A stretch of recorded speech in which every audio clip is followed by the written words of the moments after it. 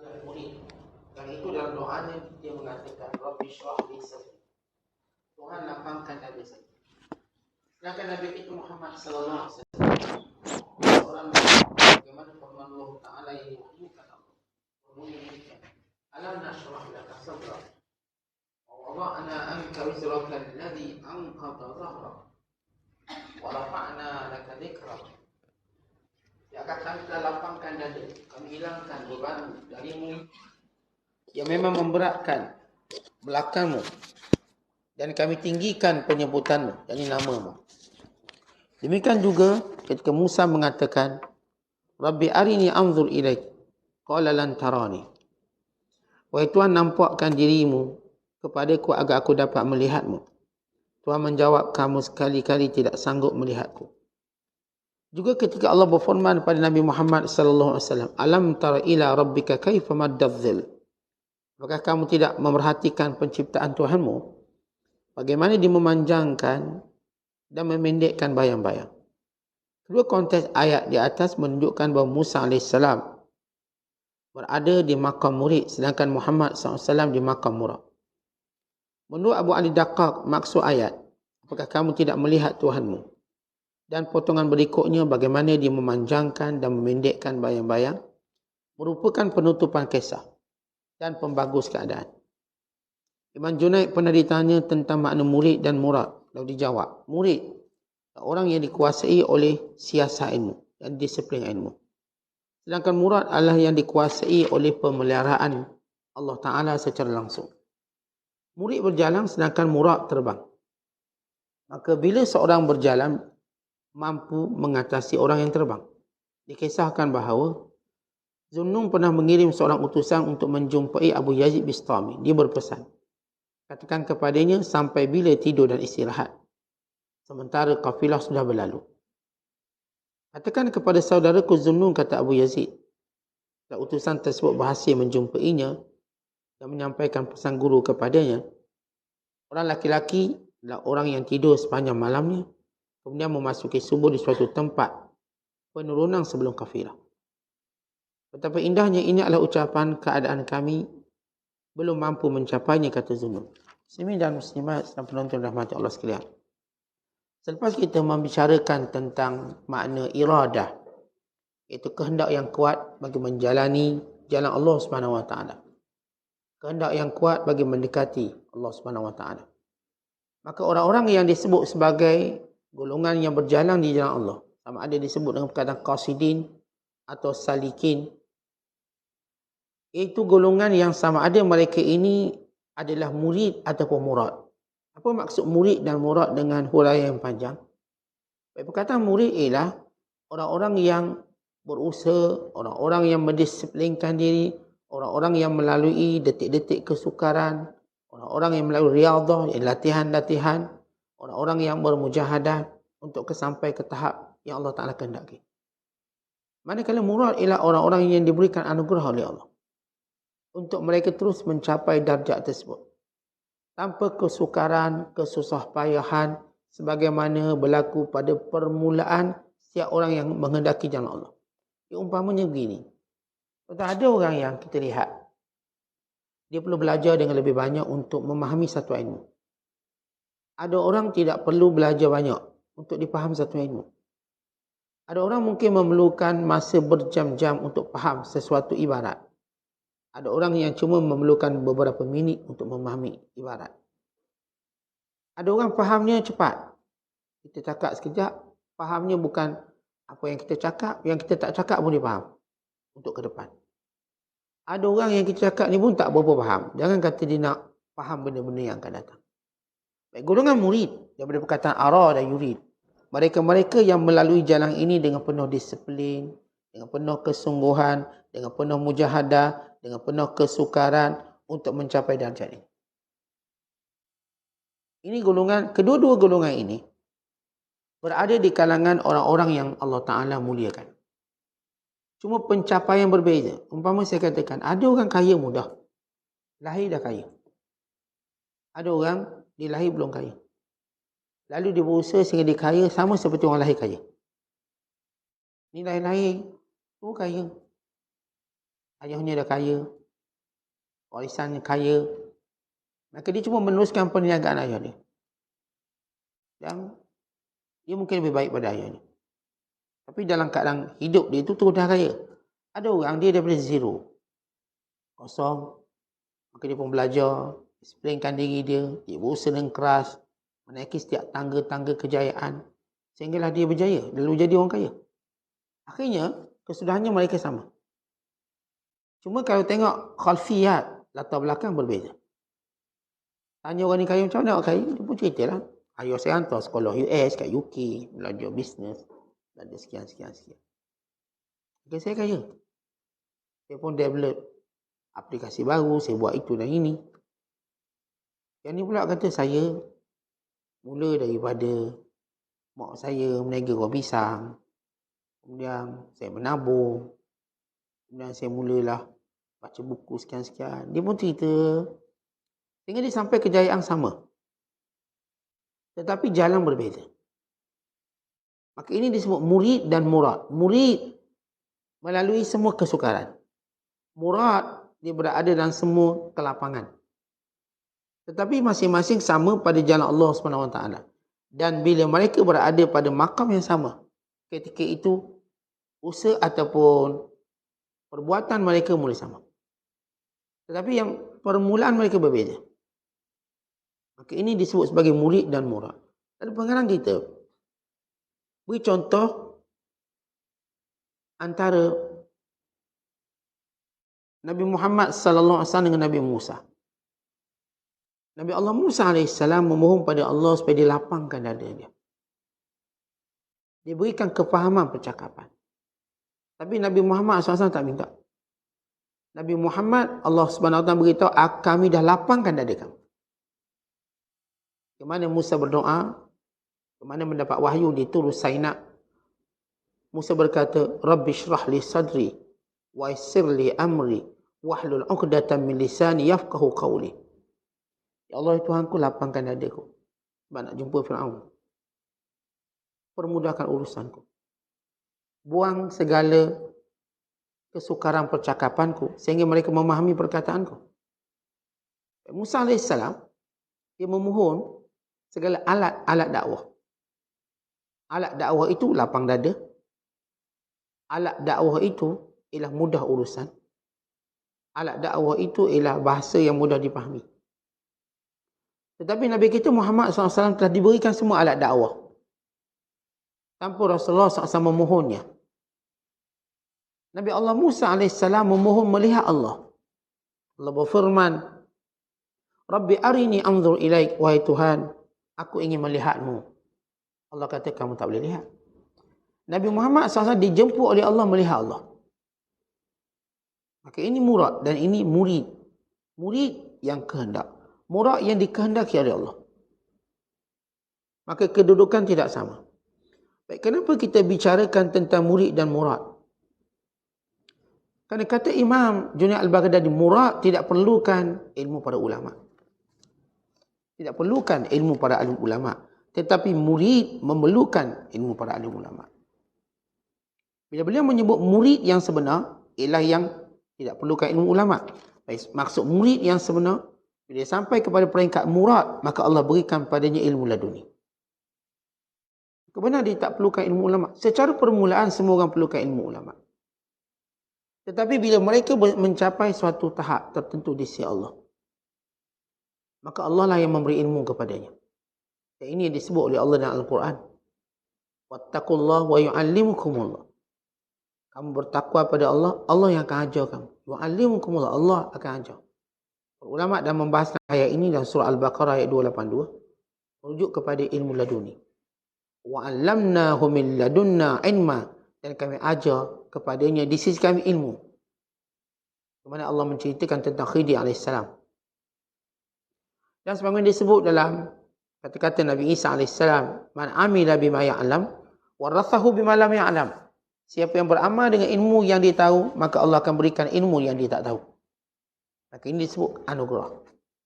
Bila seorang itu benar-benar menjadi golongan murad, dia tidak perlukan ilmu para ulama kerana dapat ilmu laduni.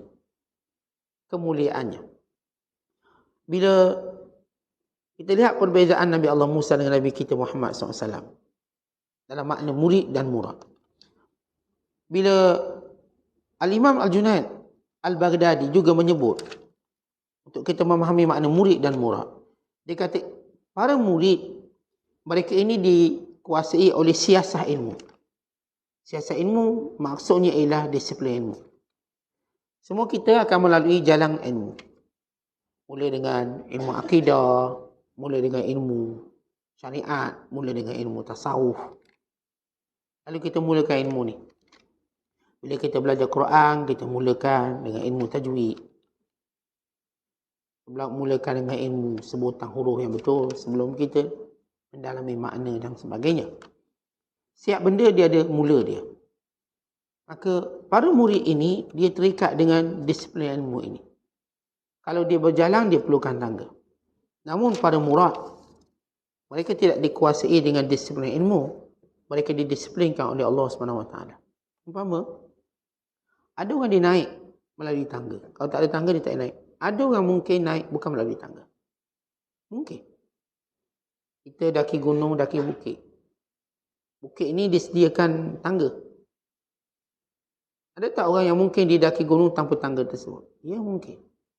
Dan mungkin dia sampai lebih cepat pada kita. Ya mungkin. Apa yang disebut di sini ialah pengecualian di kalangan hamba Allah. Tuan-tuan, bila kita dalam hidup ini, Allah ajar kita ikut sunnatullah. Iaitu disiplin-disiplin dia. Tapi dalam masa yang sama, Allah Ta'ala nak beritahu Allah Maha Kuasa. Umpama contoh dalam peperangan. Secara disiplin ilmu, senjata, kelengkapan, strategi, latihan. Tapi bila Allah nak berikan sesuatu, kemenangan, maka diturunkan malaikat. Dihijab pandangan musuh. Itu tak ada alat untuk menghalang pandangan musuh. Tiba-tiba Allah SWT jadikan dengan kurnia Allah Ta'ala musuh tidak dapat melihat. Maka ini apa kita namakan dia? Oh, kita namakan pertolongan.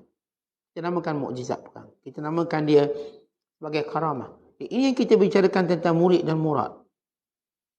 Di dalam kebiasaan kita melaksanakan disiplin-disiplin, kewajiban ilmu, mungkin Allah Ta'ala nak beri anugerah yang lain.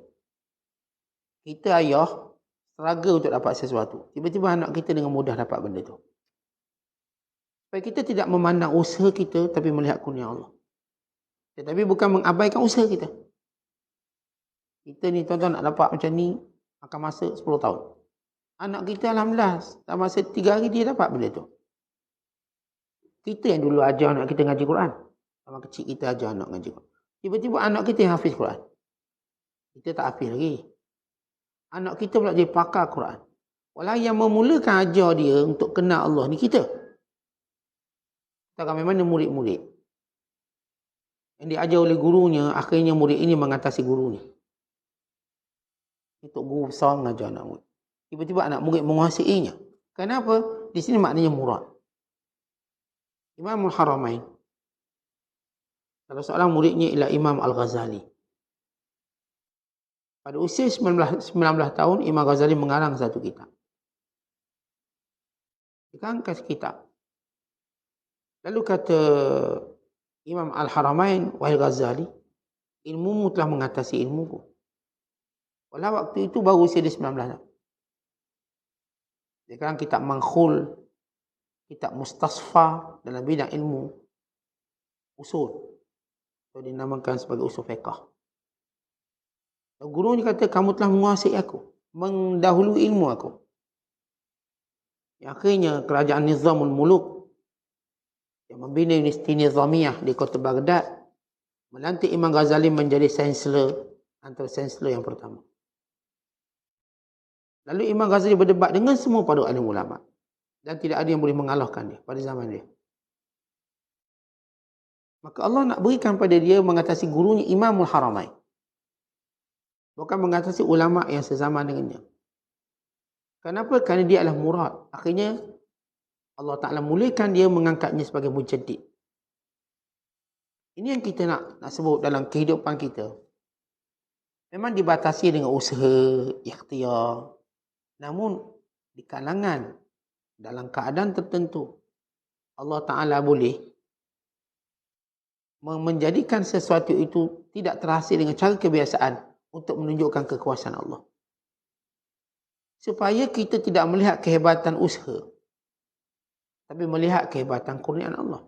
Kadang-kadang manusia, segala apa yang dia lakukan sehingga mencapai matlamat dan tujuan, akhirnya dia menjadi golongan yang menjadi hamba pada ikhtiar dan hamba pada usaha. Lalu dia berkata, kalau tidak saya berusaha, masa kan saya dapat jadi macam ni? Kerana saya usaha keras. Itu bila ada orang miskin minta duit, dia tahu awak ni kerja lah, saya dulu nak dapat duit, saya kerja. Dia tidak ingin membantunya. Dan ini pemikiran orang kafir. Waktu mana dia minta derma, dia kata, kenapa saya perlu derma duit korang? Saya yang kerja keras, saya yang buat ni semua untuk dapat benda ni. Tiba-tiba dia datang nak minta derma. Tak mungkin saya bagi. Dia kena kerja keras macam saya. Tuan lihat beza. Dalam Islam tidak begitu. Tuan-tuan kerja keras ke, tuan-tuan kerja lembut ke, tuan-tuan kerja bersungguh atau tidak.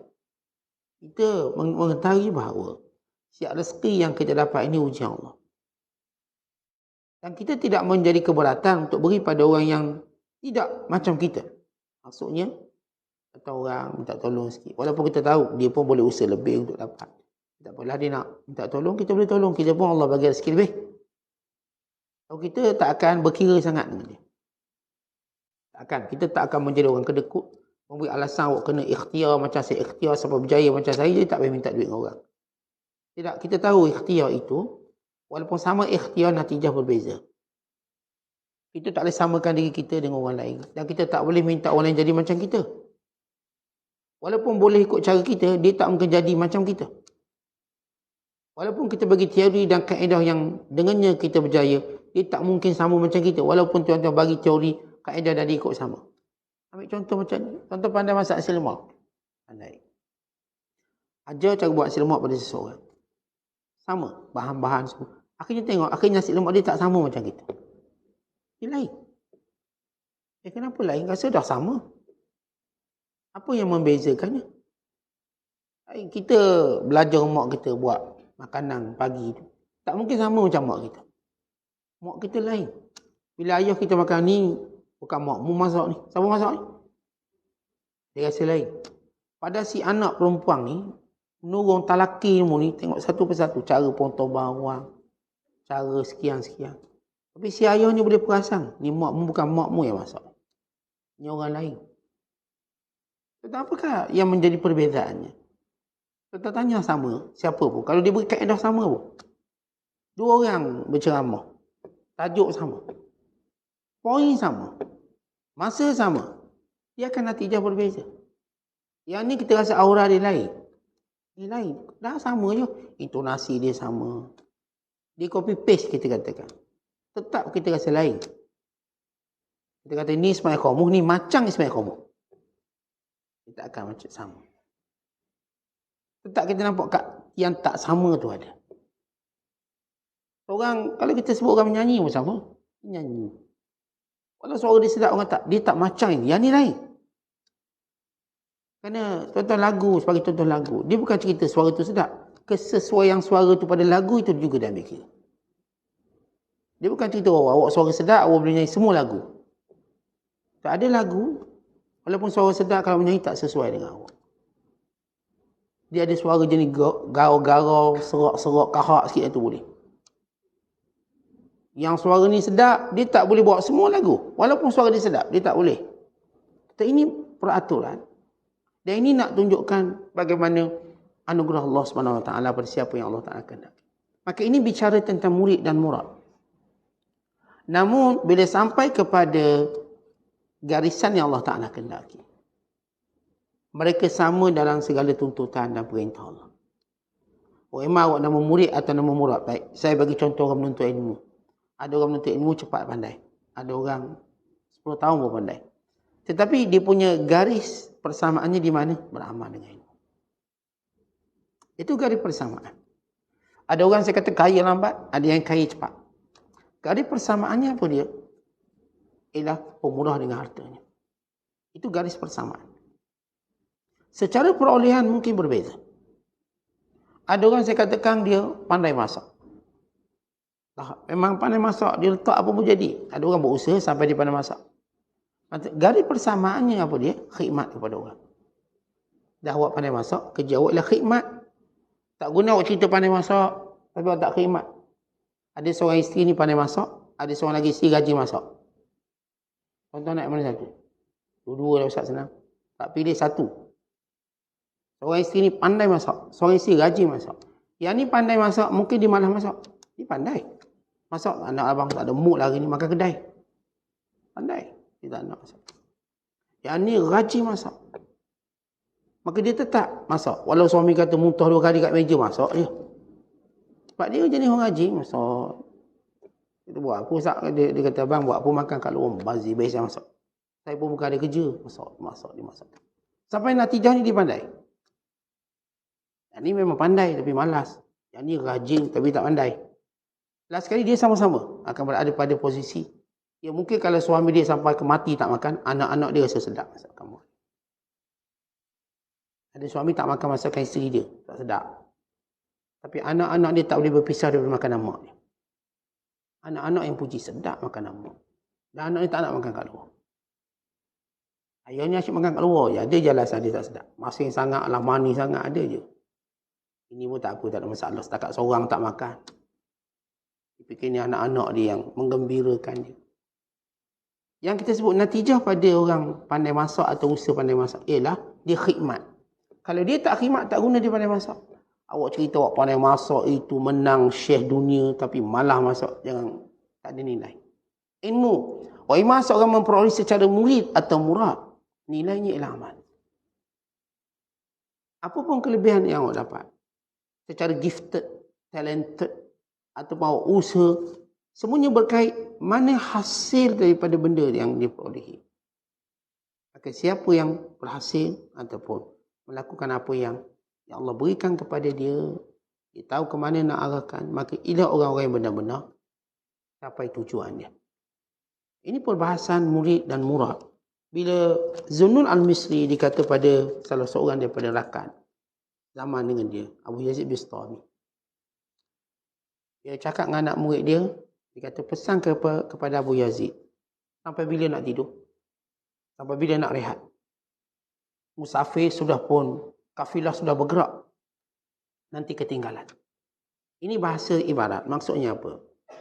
Tuan-tuan, kita ni dalam perjalanan musafir menuju Allah Ta'ala. Kalau kita tidur, kita rehat, kita mungkin ketinggalan kafilah yang golongan yang dikira orang-orang berjaya. Atau hari ni orang panggil ketinggalan bas lah. Ketinggalan kapal terbang gitu. Sebab kapal terbang tu dia ada jadual perjalanan. Tuan-tuan lambat, tuan-tuan duduk santai-santai, jalan pun lembek. Akhirnya tuan-tuan ketinggalan kapal terbang. Yang bawa pada kejayaan kita ni. Ini masuk kafilah ini, itu jalan-jalan ahli atau orang yang berjaya. Kalau kita rehat, kalau kita banyak tidur, banyak main, kita akan ketinggalan kafilah ini, lalu kita akan gagal. Lalu Abu Yazid pun jawab, orang lelaki yang sebenar, dia tidur di malam hari, dan esoknya dia sudah sampai tempat kafilah itu sampai. Apa maksud Abu Yazid Bistami?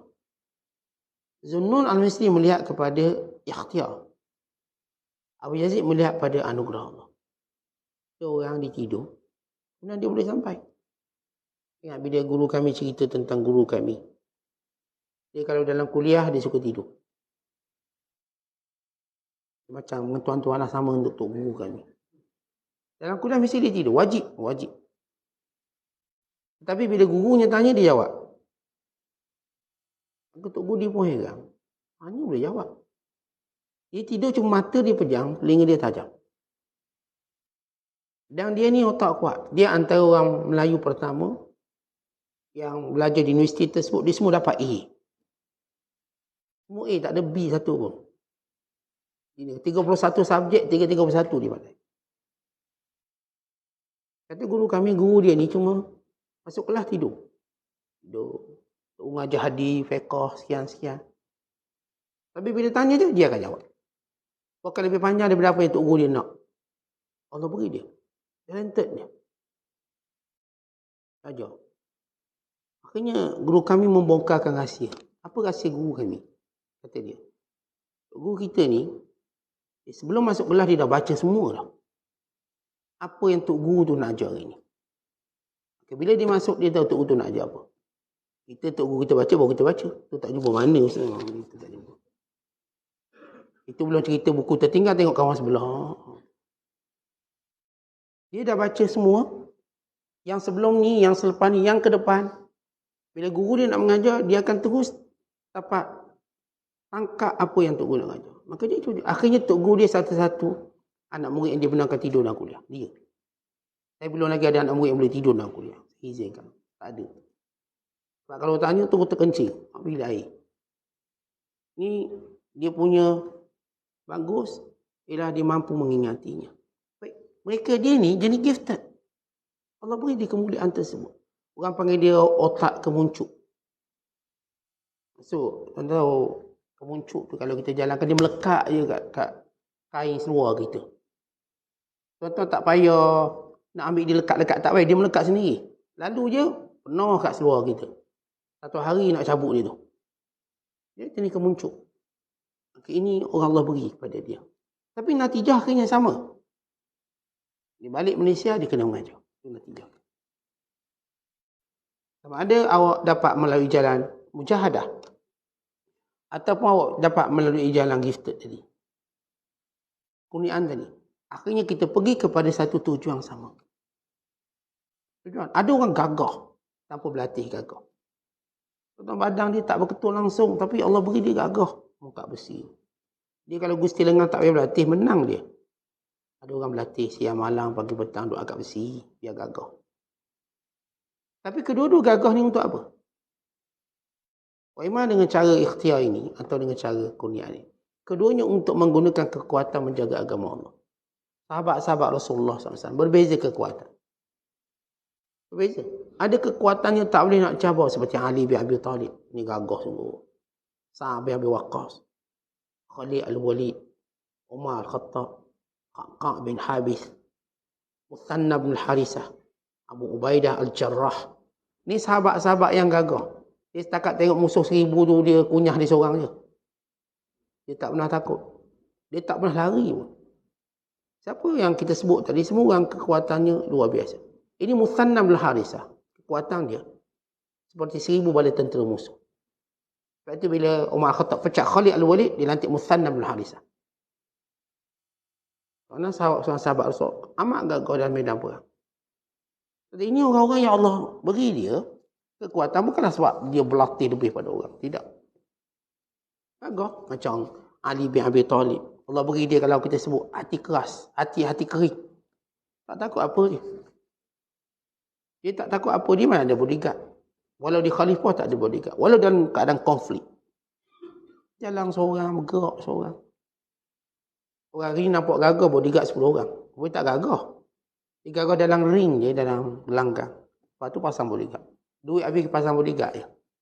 Padahal dia ni dah juara tinju dunia. Dia punya penakut bodyguard. Ada seorang juara tinju dunia, namanya Muhammad Ali. Orang tanya, kenapa awak kami tengok tak ada bodyguard? Dia kata, bodyguard saya Allah. Nak bodyguard benda lagi. Antara orang yang juara dunia yang tak ada bodyguard. Dia jalan seorang. Kalau hari ni yang juara dunia, mesti bodyguard ramai. Sebab apa? Dia sebenarnya tak kuat. Dia takut. Kalau betul kuat, jalan seorang. Ini Hamzah. Berburu singa seorang diri. Kalau kita tengok apa ni, rancangan berkait dokumentari ni. Ni ada suku Masai. Bukan orang Masai, suku Masai. Dia memburu singa. Dan dia akan ambil makanan singa. Nak tunjuk dia gagah. Bila singa tangkap satu mangsa dia, maka dia akan ambil yang tu, bergaduh dengan singa. Ambil, curi daripada singa. Dan dia akan balik, dan orang ni dapat kahwin dengan perempuan yang dia nak. Dan kalau dia bunuh singa, lagi ramai lah bini dapat. Dia gagah. Tapi dia ramai-ramai lah buat batang kayu. Dia pun lari laju. Kalau singa kerja, dia boleh lari laju. Badan dia semua kelingking-kelingking semua. Kalau kita tak ada kerja rebah. Kolesterol banyak. Ini kekuatan mereka berkelompok. Ini Hamzah. Kalau kau tonton baca sejarah dia, bila dia pergi berburu, dia berburu seorang diri. Dia tak akan ada geng berburu. Kalau buru seorang diri ni bukan calon-calon orang. Kita berburu dalam ramai. Jampi banyak mana. Pangkal lagi punya penakut. Dia berburu seorang diri. Dia buru apa? Singa.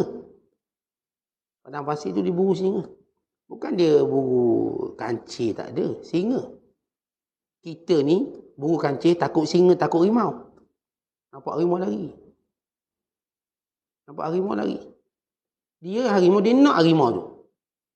Ini Hamzah bin Abdul Muttalib. Allah Ta'ala anhu. Gagah. Masuk dalam perang. Semua orang takut. Bila dia masuk Islam, musyrik Mekah takut. Satu-satunya orang yang berani pukul Abu Jahal. Dia. Abu Jahal ni ketua gangster Mekah. Dan Abu Jahal ni orang gagah. Bukan orang biasa-biasa. Kalau dia orang biasa, dia tak mungkin jadi ketua. Bahkan Nabi SAW pernah mendoakan supaya Abu Jahal masuk Islam. Antara Abu Jahal yang bernama Amru bin Hisham dengan Umar bin Al-Khattab. Maka Abu Jahal nama dia Amru, yang ini nama Umar. Bila Nabi doa, Allahumma, ya Allah, berilah hidayah salah seorang daripada Umar. Ini sama ada Umar Al-Khattab ataupun Amru bin Hisham. Ini Abu Jahal. Kenapa Rasulullah SAW nak keislaman salah seorangnya? Maka Allah menghendaki Umar Al-Khattab. Kerana kedua-dua ni gagah. Tetapi yang pernah pukul Abu Jahal, namanya ialah Hamzah. Dia ambil batang panah dia belasah kepala Abu Jahal. Kerana dia mendapat berita bahawa Abu Jahal menghina anak saudaranya Muhammad SAW. Bukan memukulnya. Balik berburu terus hari. Terus masuk Masjidil Haram. Biasa Hamzah, bila dia berburu, dia akan masuk Masjidil Haram, dia akan tawaf. Hari tu dia tak tawaf. Dia cari orang tengok. Hamzah nak ke mana? Rupanya cari Abu Jahal. Nampak tengah berkumpul ramai orang. Dia terus belasah atas kepala. Yang kan dia punya gagah. Berani. Lalu depan-depan tu dia kata, aku Islam sekarang. Kau nak buat apa? Kau pukul Muhammad kerana dia Islam, aku pun Islam. Kau nak buat apa? Mereka semua tak terkata apa-apa. Kekuatan ini ialah gifted Allah bagi. Tetapi natijahnya sama. Mereka semua berperang pada jalan Allah. Akhirnya terbunuh. Hamzah syahid dalam perang Uhud. Gagah ke tak gagah? Kita mati sama. Akhirnya mati. Artinya, tuan-tuan sekalian, kadang-kadang dalam perjalanan menuju Allah, ada yang Allah Ta'ala mudahkan jalannya. Lalu kadang-kadang kita pun cemburu dia senangnya. Dia lahir pun dah anak tok guru, senang mengaji kita. Umur 40 baru insaf. Umur 50 baru start cari guru Quran. Dengan rabung mata, dengan telinga tak berdengar. Masa tu baru kita nak pada Allah Ta'ala. Namun tuan-tuan, natijah kita sama. Untuk beramal dengan Quran tu. Akhirnya kita dapati dalam perlombaan yang mungkin tidak sama secara permulaan. Tetapi sama-sama berada di garisan penamat. Sama-sama berada di pintu syurga Allah dan redha Allah. Jadi antara murid dan murad. Walaupun benda ni kalau setengah orang melihatnya Allah, senanglah dia begitu begini. Kami terpaksa sukar itu dan ini, menyebabkan sebagainya berputus asa. Dan sebahagian pula sombong. Yang murad ini jadi sombong sebab dia rasa dia gifted.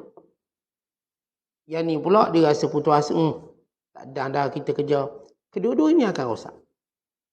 Maka murid yang sebenar, demikian juga murad yang sebenar. Dia mengetahui di sebalik kelebihan yang Allah berikan dan di sebalik perintah yang Allah berikan. Ada orang yang belum melalui proses perintah-perintah Allah. Dengan penuh rasa beban dan mujahadah. Yang disebut di sini, mereka ini berada pada kawah kesukaran. Dia duduk dengan penuh sukar. Dia nak mujahadah dalam menuntut ilmu. Rasa mujahadah ibadat. Mujahadah baca Quran. Kadang-kadang datang lemah dia. Datang hari tak semangat dalam buat ibadat. Tapi dia lawan. Manakala yang ni pula jenis mudah. Bangun tidur senang. Tak payah time jam. Bangun automatik. Dan baca Quran pun sama. Senang je dia. Nak setakat 3 juzuk, 4 juzuk. Senang. Sekali hadap. Tak ada tergagak-gagak atau sebagainya. Maka kalau semua ini melihat. Yang seorang melihat perintah Allah. Yang seorang lagi melihat anugerah Allah. Kedua-duanya melihat Allah. Maka kedua-duanya akan sampai ke garisan penamat yang sama. Tapi yang seorang melihat dia hebat. Sebab aku ni anak Tok Guru. Aku ni keturunan Tok Wali. Aku sekian-sekian. Maka jadilah dia seperti anak Nabi Nuh. Jadilah dia seperti isteri Nabi Lut. Walau duduk di bawah orang yang hebat, tidak beri manfaat sedikit. Walau duduk dengan orang hebat. Kadang-kadang dia duduk dalam situasi orang hebat, orang ni selesa.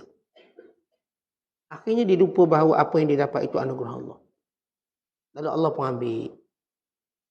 Hatta dia berada dalam keluarga Nabi pun dia tak dapat beri manfaat. Dalam keluarga kenabian. Wahyu turun di rumah dia. Wahyu turun ini Nabi Nuh, isteri dia kafir. Ini Lut, isteri dia kafir. Dan Nabi Nuh Allah uji lagi dengan anaknya kafir.